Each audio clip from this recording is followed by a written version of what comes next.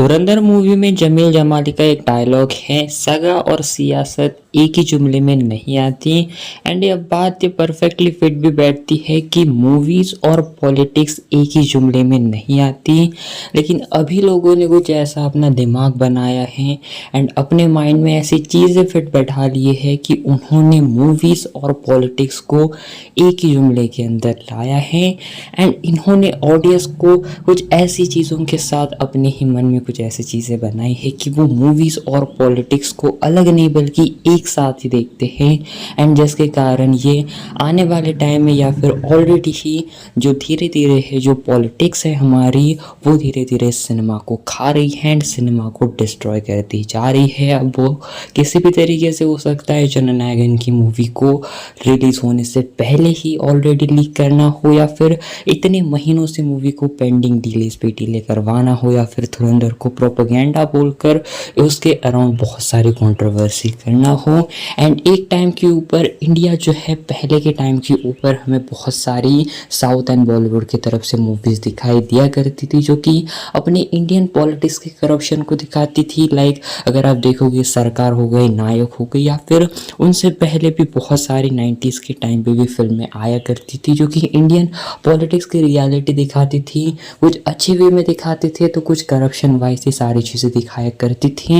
And overall कुछ time तक वो सारा पैटर्न भी हुआ करता था कि अगर आप बेसिकली साउथ मूवीज़ के भी हमें टिपिकल वो स्टोरीज दिखाई दिया करती थी गाँव के किस तरीके से हमें पॉलिटिक्स होती है उसी गाँव के या फिर अपने में भी वो जो है जिले के अराउंड जो पॉलिटिक्स हुआ करती थी उसकी सारी हमें करप्शन वाइज चीज़ें दिखाया करती थी। जैसे जैसे समय आगे बढ़ा लोगों का इस तरीके से रिस्पॉन्स मिला, लोगों ने इसको और भी नेक्स्ट लेवल पर लेकर गए एंड धीरे धीरे उन्होंने जो है हाई लेवल के ऊपर भी जो है पॉलिटिक्स को एक्सपोज करते हुए मूवीज़ बनाई एंड लोगों ने वो चीज़ पसंद भी करी एंड लोगों को भी आने वाले समय के अंदर वो नॉलेज हुआ कर चुकी थी कि किस तरीके से एक्चुअल में जो मूवीज़ के अंदर चीज़ें दिखाती है वो रियलिटी में भी होती हैं। लेकिन स्टिल वहाँ तक भी देखा जाए तो 2000 तक भी जो है बहुत सारी मूवीज़ तो ऑलरेडी आ चुकी थी इंडियन पॉलिटिक्स के साथ में ही। लेकिन उस टाइम के ऊपर मूवीज़ को लाइक लोग ऐसे सेकेंडरी तौर पर जो है रेफ़र किया करते थे। लाइक जो ऑलरेडी पॉलिटिक्स चलती थी उसका ज़्यादा कोई वो जो है मूवीज़ के ऊपर भी देखा नहीं करते थे कि किस तरीके से चीज़ें चल रही हैं। एंड वो बहुत सारे ऐसे देखा भी नहीं करते थे कि मूवीज़ के अंदर क्या चीज़ें चल रही है, किस तरीके से अपनी ही पार्टीज़ को वो एक्सपोज कर रहे हैं या फिर किसी पर्टिकुलर नेता को नहीं बल्कि वो पूरे सिस्टम को एक्सपोज कर रहे हैं। एंड इवन पॉलिटिशियंस का भी इसके ऊपर ज़्यादा ध्यान हुआ नहीं करता था। एंड इवन अगर आप देखोगे तो जो मूवीज़ थी वो भी बहुत ऐसे अंदर तक डीपली पॉलिटिक्स के सिस्टम के अंदर भी नहीं घुसती थी क्योंकि ऑब्वियसली वो चीज़ उनको बहुत ज़्यादा प्रॉब्लमेटिक करती मूवी रिलीज से पहले या फिर रिलीज़ के बाद। लेकिन देन इसके बाद देखा जाए तो कुछ टाइम बाद ये दौर ख़त्म हुआ एंड बीच बीच में आती जाती थोड़ी बहुत हमें एक आध मूवी ऐसे दिखाई देने लगी जो कि थोड़ी बहुत ऐसे पॉलिटिक्स से इंटर रिलेट हो। लेकिन फिर जाकर बायोपिक्स वगैरह भी बनने लगी मूवीज़ के अंदर बड़े बड़े नेताओं की वगैरह। लेकिन फिर जाकर अभी कुछ रिसेंट टाइम से अगर आप देखोगे तो धीरे धीरे जो पॉलिटिक्स है वो मूवीज़ के अंदर बहुत ज़्यादा इन्वॉल्व हो रही है। एंड अभी इसके मैं आपको 2 या फिर 3 बड़े एग्जाम्पल देता हूँ। तो सबसे पहले अभी धुरंधर से पहले बात करें अपने सलमान खान की फिल्म बैटल ऑफ गलवान की। एंड ऑलरेडी जो बैटल ऑफ गलवान के अंदर जो है ये पूरी की पूरी गलवान वैली के अंदर जो बैटल थी वो हमें इस फिल्म के अंदर दिखाई देने वाली सी पूरी की पूरी। एंड उस फिल्म को ऑलरेडी अभी फ़िलहाल देखा जाए तो ऑलरेडी शूट हो चुकी थी। लेकिन जब इसको सबमिट वगैरह करा गया तो देन पहले तो इन्होंने इसका जो नेम है वो चेंज कर दिया एंड इसका नाम मातृभूमि कर दिया क्योंकि बैटल ऑफ गलवान जो है अच्छा नहीं लगा इसलिए इन्होंने मातृभूमि इसका टाइटल चेंज करा। एंड इसके बाद ये चीज़ें हो गई कि कुछ इनको रीशूट करने के ऑर्डर्स मिल गए ऊपर से कि जो है ऐसी चीज़ें न्यू हो नहीं सकती ऐसी चीज़ें। एंड आप थोड़ी बहुत जो है इसके अंदर फिक्शनल चीज़ें ऐड करो, ज़्यादा आप ये चीज़ें दिखा नहीं सकते थे कि ये क्या चीज़ें हुई थी उस टाइम पर बैटल ऑफ गलवान के अंदर। एंड इन्होंने इसलिए स्टोरी को बहुत ज़्यादा जो है मिक्सडअप करा एंड फिर जाकर इसके रीशूट्स वगैरह भी हुए एंड इससे मूवी डिले पे डिले होते जा रही है। एंड अभी भी स्टिल इसका अनसर्टन रिलीज डेट का जो है अभी देखा जाए तो प्रॉब्लम है। एंड इवन ये फिल्म डायरेक्टली OTT के ऊपर भी आ सकती है। लेकिन देखा जाए तो ऑलरेडी इस फिल्म के अंदर जो है CBFC वगैरह एंड बहुत सारी जगह ने इस बात को ये भी मेंशन करा कि आप चाइना वर्ड को इस फिल्म के अंदर यूज़ नहीं कर सकते। एंड अब इस देखा जाए तो फिल्म जैसी भी हो, इसके गाने वगैरह मेकर्स कुछ प्रमोशन ही नहीं कर रहे। कभी भी मन उठाए तो हफ्ते 2 बाद जो है ये गाने भी अपने रिलीज़ करते, कोई अनाउंसमेंट वगैरह नहीं, ऐसे रिलीज़ वगैरह करते हैं। मेकर्स अपनी तरफ से एफर्ट नहीं डाल रहे, सलमान खान भी अपने एफर्ट्स नहीं डाल रहे हैं। एंड दैट इज़ वाई अब मूवी जैसी भी बनी थी, अब ऑलरेडी इतने रीशूट्स के बाद एंड देन इतने सारे चेंजेस करे, स्टोरी के साथ छेड़छाड़ करे, तो फिल्म कैसी बनेगी हम सबको पता ही है। एंड वेल देखा जाए तो खास उम्मीद लोगों की अब इस फिल्म से रही नहीं है। एंड इससे पहले जननायकन जो कि एक बहुत बड़ी फिल्म थी, अपनी विजय थालापति की लास्ट फिल्म होने वाली थी। एंड इस फिल्म के लिए लोग बहुत ज़्यादा एक्साइटेड थे। मूवी के रिलीज से पहले इसकी एडवांस बुकिंग बहुत कमाल की हो चुकी थी। ओवरसीज़ में इस फिल्म ने बहुत कमाल के जो है नंबर्स ऑलरेडी अचीव करे थे एडवांस बुकिंग में। लेकिन क्या हमें चीज़ें पता चलती है कुछ टाइम पहले, फिल्म रिलीज़ होने से पहले मेकर्स इस बात को कंफर्म करते हैं कि कुछ इश्यूज़ के चलते फिल्म हमें रिलीज़ नहीं होती हुई दिखाई देगी 9 जनवरी को।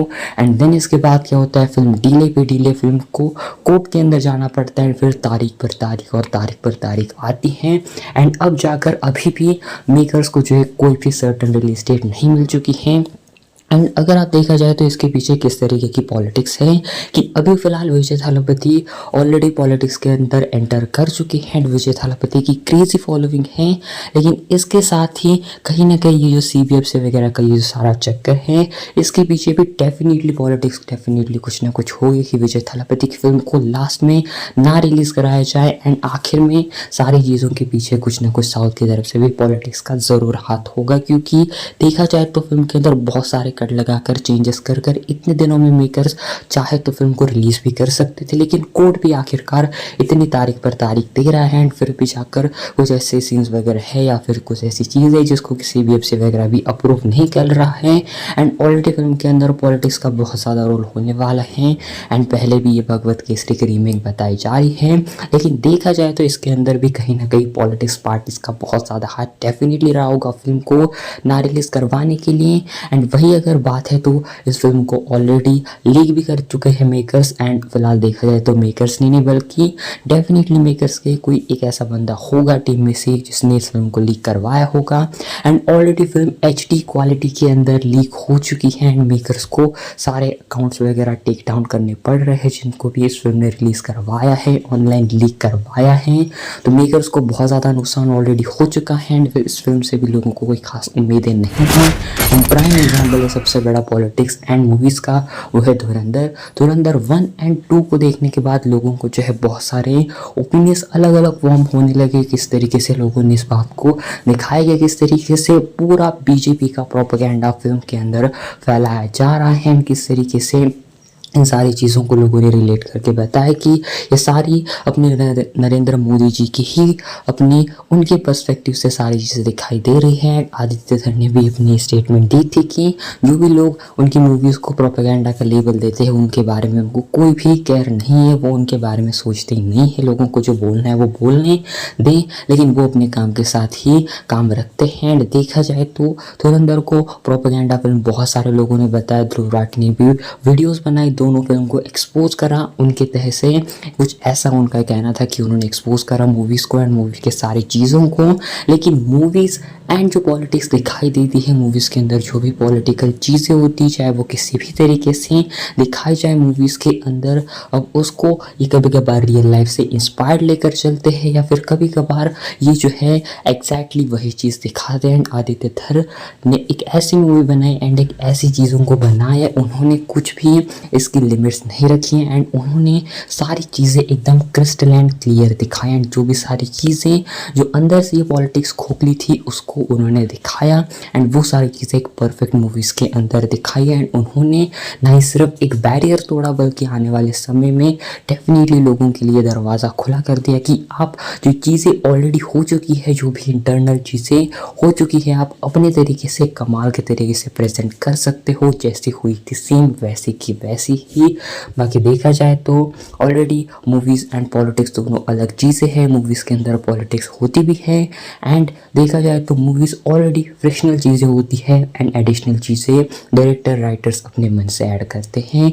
लेकिन खैर अभी फ़िलहाल देखा जाए तो लोगों के कुछ ऐसे ओपिनियंस है कि मूवीज़ एंड पॉलिटिक्स को ये एक ही साथ देखते हैं, इसके कारण ही लोगों के अलग ओपिनियंस फॉर्म होते हैं। बाकी अगर ऐसा होता रहा, अगर ऐसी कुछ पॉलिटिकल या फिर रियल स्टोरी से इंस्पायर्ड मूवीज़ को बनाते गए आने वाले समय में मेकर्स एंड लोग ऐसे इसको प्रोपेगेंडा एंड अदर चीज़ों से रिलेट करते गए तो डेफिनेटली धीरे धीरे जो है आने वाले समय में इंडियन पॉलिटिक्स ही इंडियन सिनेमा को डिस्ट्रॉय कर सकती है। बाकी इसके ऊपर आपकी ओपिनियन कमेंट में ज़रूर बताना and well thanks for watching.